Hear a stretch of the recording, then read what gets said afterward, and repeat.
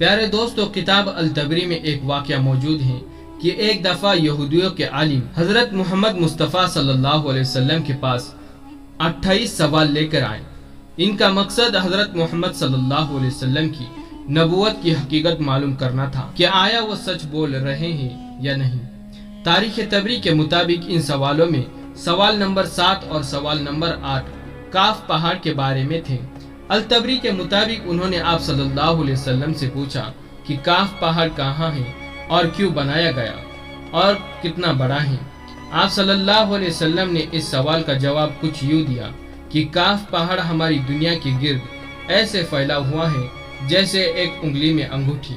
یہ جمرود سے بنایا گیا ہے جس سے نکلنے والی روشنی کی وجہ سے ہی ہمیں آسمان نیلا دکھائی دیتا ہے۔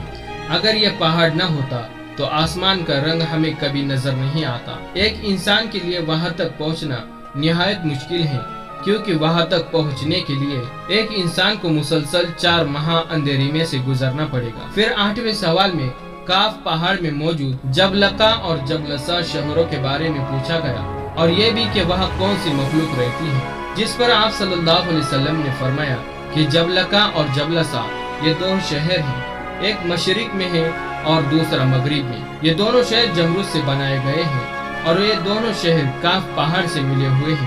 ترکی سے تعلق رکھنے والے ایک صوفی مولانا ناظم القبرسی کے مطابق ہماری دنیا کے ارد گرد بہت ساری ایسی دنیایں ہیں جو ہم سے پوشیدہ ہیں۔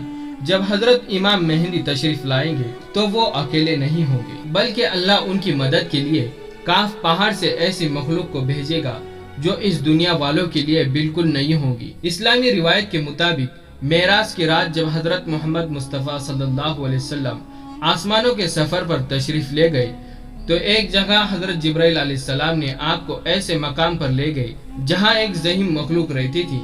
وہ 2 شہر میں رہنے والی مخلوق تھی جنہیں آپ صلی اللہ علیہ وسلم نے اسلام کی دعوت دی اور جنہوں نے آپ صلی اللہ علیہ وسلم کی دعوت کو قبول کیا اور اسلام میں داخل ہو گئے۔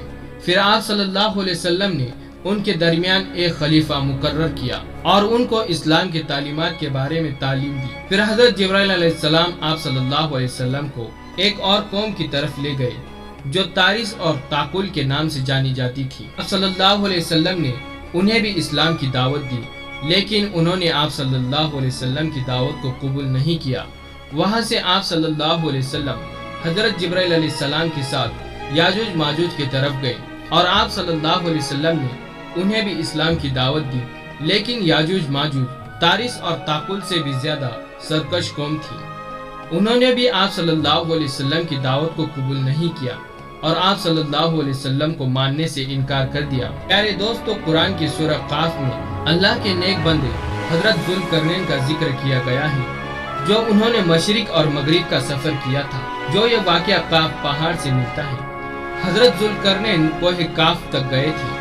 پیارے دوستو، اس تمام واقعے کا تفصیلی ذکر التبری کی کتاب تاریخ تبری میں موجود ہے، جس میں جبلقہ اور جبلسا 2 شہروں کے بارے میں ایک طویل حدیث کا ذکر کیا گیا ہے، جس میں آپ صلی اللہ علیہ وسلم نے کچھ یہودی عالموں کو جواب میں ان 2 شہروں کے متعلق تفسیری بیان فرمایا۔ اس وقت حضرت علی رضی اللہ تعالی عنہ بھی آپ صلی اللہ علیہ وسلم کے پاس موجود تھے۔ حضرت علی رضی اللہ تعالی عنہ نے سوال کیا کہ یا رسول اللہ، کیا وہ دونوں شہر ہماری ہی دنیا میں موجود ہیں؟ تو آپ صلی اللہ علیہ وسلم نے فرمایا کہ وہ دونوں شہر کاف پہاڑی کے نزدیک مکمل تاریکی میں ہیں۔ ہر شہر کا اپنا ایک قلعہ ہے جس میں ہر وقت 1000 لوگ ان شہروں کی حفاظت پر معمور رہتے ہیں، اور وہ اس لیے کیونکہ یہ دونوں شہر جمرود سے بنے ہوئے ہیں۔ ان دونوں شہروں کے سب سے بڑے دشمن تارس اور تاقل 2 سرکش قومیں ہیں جو ان دونوں شہروں میں موجود قیمتی خزانوں کو حاصل کرنا چاہتی ہیں۔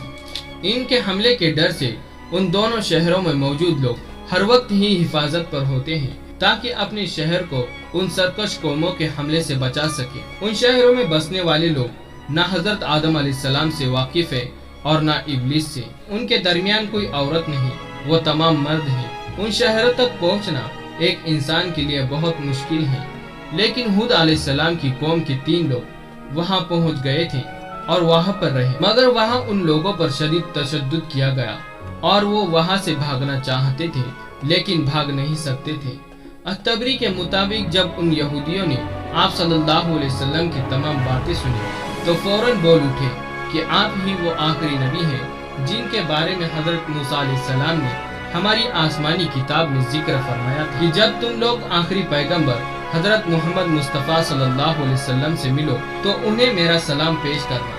अत-तबरी की किताब तारीख तबरी में मौजूद इस वाक़ये के बारे में मालूमात इकट्ठी की तो मालूम हुआ कि ये वाक़या सिर्फ अहले तासियों में मौजूद एक हदीस में मिलता है, जबकि अहले सुन्नत में इस वाक़ये के बारे में कहीं भी कोई जिक्र नहीं मिलता। दूसरी बात यह कि अत-तबरी एक मुहद्दिसीन से ज्यादा एक तारीखदान तस्लीम किए जाते हैं, इसलिए अत-तबरी में मौजूद हदीसों को इंतहाई गौर फिक्र से पढ़ना जरूरी है, क्योंकि अत-तबरी के हवाले से ऐसी कई हदीसें सामने आई हैं जिनके अल्फाज और रिवायत में कहीं लिहाज से कमजोरियां पाई गई हैं। इसके अलावा काफ पहाड़ का जिक्र सिहा सित्ता की किसी किताब में भी मौजूद नहीं, इसलिए अहले सुन्नत के मुताबिक अत-तबरी की इन दो शहरों का जिक्र किया गया है।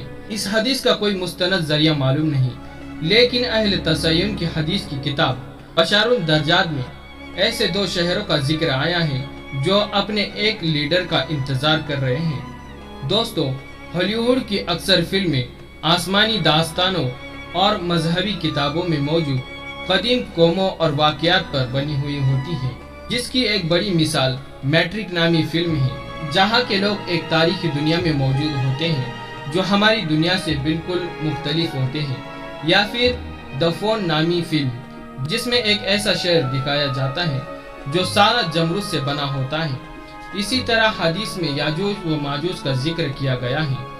उस तरह की मखलूकात पर हॉलीवुड की लातादाद फिल्में मौजूद हैं। ये शहर कहाँ है और इस शहरों के हवाले से मौजूद हदीसें कितनी सही हैं, इसके बारे में तो अल्लाह ही बेहतर जानता है। लेकिन दोस्तों, आपको अपनी दुनिया में मौजूद अफ्रीकी पहाड़ी सिलसिले कोहे काफ के बारे में बताते हैं। दोस्तों, कोहे काफ का जिक्र तो आपने बचपन में बहुत सी कहानियों में सुना होगा, जैसे कि एक बादशाह की बेटी महल की छत पर घूम रही होती है। एक देव उसको उठाकर कोहे काफ में कैद कर देता है। बादशाह मुख्तलिफ ममालिक के शहजादों को इस मुहिम पर रवाना करता है कि जो मेरी शहजादी को वापस लाएगा मैं उसकी शादी अपनी बेटी से करा दूंगा। तो एक नेक दिल शहजादा इस मुहिम पर रवाना होता है। इसकी मुलाकात एक बुजुर्ग से होती है। बुजुर्ग उसकी नेक दिली की वजह से उसको एक अंगूठी देते हैं, जिसकी बदौलत वो फौरन कोहे काफ की पहाड़ी पर पहुंचकर देव को मार देता है और शहजादी को आजाद करवाकर वापस उसके वतन ले आता है। शहजादी की शादी शहजादे से हो जाती है और दोनों हंसी खुशी रहने लगते हैं। कोहे काफ असल में है कहा तो ये बुहेरा उसवद और बुहेरा के जमीन के दरमियान खित्ताए काफ का एक पहाड़ी सिलसिला है जो एशिया और यूरोप को जुदा करता है। कभी इसका शुमार रूस में हुआ करता था, लेकिन रूस के टूटने के बाद अब यह हिस्सा चेचनिया में शुमार होता है। इस इलाके में मादनी पानी के चश्मे की बहुतात है। पाकिस्तान, हिंदुस्तान और ईरान में कोहे काफ के मुतालिक जिनों और परियों की बेशुमार किस्से मशहूर हैं, जो न सिर्फ आवाम में सीना ब सीना मुंतकिल होते रहे हैं, बल्कि बच्चों की कहानियों में भी बाकायदा लिखे जा रहे हैं। हो सकता है कि इसमें कुछ सदाकत भी हो सकता है कि ये वीरान जगह जिन्नात का मस्कन हो, लेकिन तस्दीक करना मुश्किल है। बाकी अल्लाह ही बेहतर जानता है इन बातों में कितनी सच्चाई है। दोस्तों, अगर आपको वीडियो पसंद आई हो तो लाइक और अपने दोस्तों में शेयर भी करें, और अगर नए हो तो हमारे चैनल को सब्सक्राइब भी कर दें।